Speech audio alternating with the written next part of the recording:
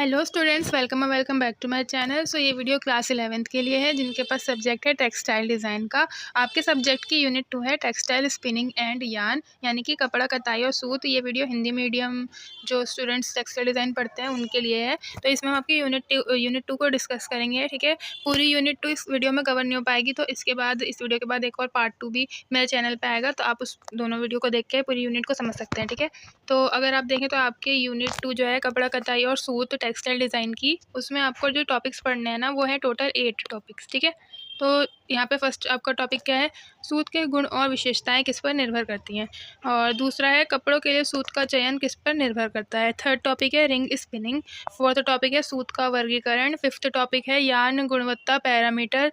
Sixth topic है yarn twist. Seventh है core काता और 8 है फैंसी या फिर नवीनता सूत, ठीक है। तो इस वीडियो में हम स्टार्टिंग के टॉपिक्स रिंग स्पिनिंग तक समझेंगे, ठीक है। रिंग स्पिनिंग और उसके जो भी सब पार्ट्स है इसके अंदर सारे ये समझेंगे, और नेक्स्ट पार्ट में हम 4th 5th 6 7 8 ये सारे टॉपिक समझेंगे, ठीक है।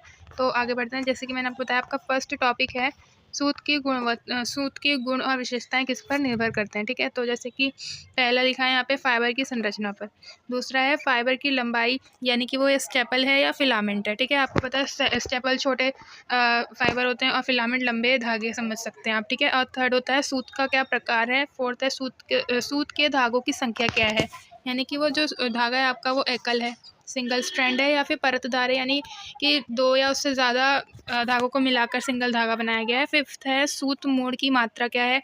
सिक्स्थ है सूत मोड़ने की दिशा क्या है, किस डायरेक्शन में सूत को मोड़ा गया है, ठीक है, और कितना मोड़ा गया है वो होता है सूत मोड़ की मात्रा। सेवन्थ है सूत का निर्माण कैसे हुआ है, सरल प्रक्रिया से, जटिल प्रक्रिया से, उसकी बनावट कैसी है, ठीक है। ये हो गया। सेकंड आपका जो टॉपिक था, कपड़ों के लिए सूत का चयन किस पर निर्भर करता है। तो सूत का चयन कैसे करोगे आप, कपड़े की प्रदर्शन अपेक्षाओं पर, कि आप कैसी प्रदर्शन अपेक्षा करते हो उस कपड़े से, कपड़े के अंतिम उपयोग पर, कपड़े के प्रकार पर, कपड़े की आवश्यकता या मांग पर, और कपड़े की लागत पर। नेक्स्ट टॉपिक है आपका थर्ड, यानी वो है आपका रिंग स्पिनिंग, ठीक है, जिसके अंदर क्या होता है काता सूत विनिर्माण, यानी कि spun yarn manufacturing. Ring spinning method या प्रोसेस के अंदर आपका स्पन यार्न मैन्युफैक्चर होता है, ठीक है। इसका इंट्रोडक्शन देखो, सभी स्टेपल फाइबर को यार्न निर्माण के दौरान, ठीक है, कुछ यांत्रिक प्रसंस्करण चरणों से गुजरना होता है। रेशों का प्रसंस्करण कपास कताई प्रणाली द्वारा या फिर ऊन कताई प्रणाली द्वारा किया जाता है, ठीक है। यानी कि यहाँ पे 2 मेथड है आपके पास, या तो आप कपास कताई प्रणाली यूज़ करो या आप ऊन कताई प्रणाली को यूज़ कर सकते हैं, ठीक है। दोनों प्रणालियाँ इस मायने में भिन्न हैं कि उनकी मशीनरी को विभिन्न प्रकार के फाइबर के साथ संचालित करने के लिए डिज़ाइन किया गया है। यानी कि उनकी जो मशीनरी है, उनकी जो मशीन्स है, उनको कपास वाले को कपास टाइप के फाइबर्स के लिए और ऊन वाले को अलग टाइप के फाइबर्स के लिए डिज़ाइन किया गया है। तो यही उन दोनों में भिन्नता क्या है कि उनकी मशीनरी को विभिन्न प्रकार के फाइबर के साथ संचालित करने के लिए डिज़ाइन किया गया है, ठीक है। नेक्स्ट आपका यहाँ पे आगे बताते हैं कि कपास कताई प्रणाली मशीनें क्या करती हैं, छोटे मजबूत और चिकने रेशों को संसाधित करने के लिए बनाई गई हैं, और ऊन कताई प्रणाली की मशीनरी लंबे कमज़ोर और सिकुड़े हुए रेशों को संचालित करने के लिए डिज़ाइन की गई हैं, ठीक है। हालांकि प्रसंस्करण के मूल चरण समान ही है। अब जो मूल चरण है या प्रसंस्करण करने के लिए जो चरण अलग अलग होते हैं जिससे धागा गुजरता है, वो क्या है कि स्टेपल फाइबर को सूत में बदलने के लिए निम्नलिखित चरणों से गुजरना होता है। ब्लोरूम प्रक्रिया से, कार्डिंग प्रक्रिया, फिर उसके बाद ड्राइंग प्रक्रिया, उसके बाद कॉम्बिंग, रोविंग और स्पिनिंग, ठीक है। इन सारी प्रक्रियाओं से आपके धागे को गुजरना पड़ता है, जब जाके हमारा जो फाइनल फाइबर है या जो भी आपका धागा बनना है वो तैयार होता है, ठीक है। ब्लोरूम प्रक्रिया के अंदर रेशों को छांटना, खोलना, अलग करना, सफाई करना और मिश्रण करना शामिल है। कार्डिंग में रेशों के व्यक्तिकरण के माध्यम से गहन सफाई, ड्राइंग में फाइबर के दोहरीकरण और ड्राफ्टिंग के माध्यम से फाइबर का संरेखण, कॉम्बिंग में समानांतरीकरण के माध्यम से तंतुओं की सूक्ष्म सफाई और संरेखण, रोविंग में खींचे गए टुकड़ों को क्षीण करना, स्पिनिंग में तैयार किए गए रोविंग को सूत में घुमाना।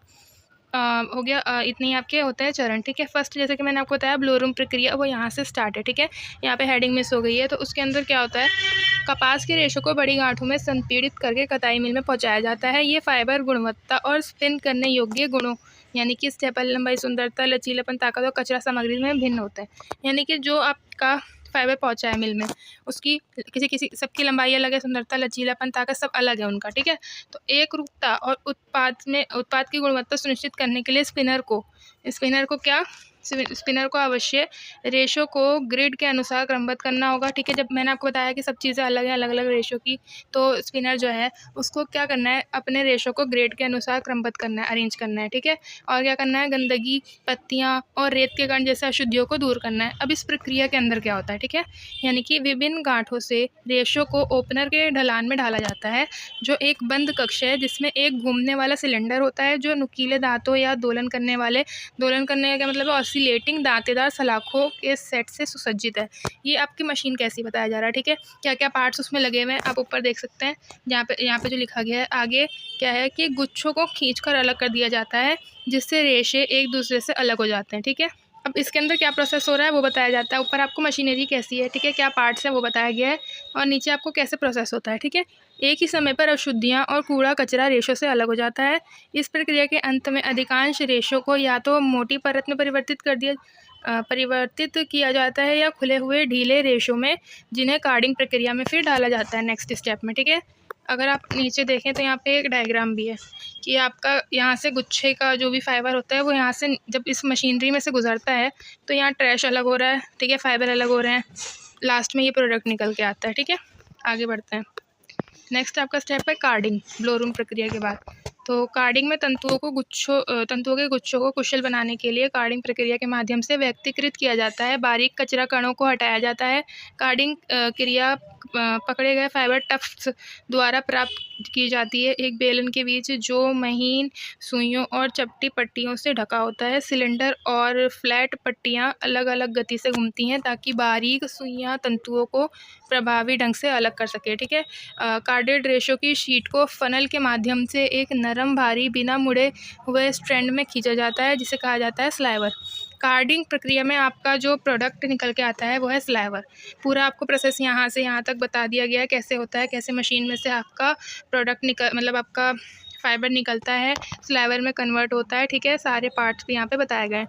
आगे बढ़ते हैं। यहाँ पे कार्डिंग के लिए एक डायग्राम भी दिया हुआ है, ठीक है। यहाँ से आपका जो आपने ब्लोरूम प्रक्रिया से प्रोडक्ट हासिल किया था वो अब मशीन में डाला गया है कार्डिंग के लिए, जो कि यहाँ पे ट्रैश अलग हो रहा है, यहाँ पे एक सिस्टम लगा हुआ है, यहाँ से रोटेट होते हुए पूरा आपका यहाँ पे लास्ट में स्लाइवर में कन्वर्ट हो रहा है ये, ठीक है। आगे बढ़ते हैं।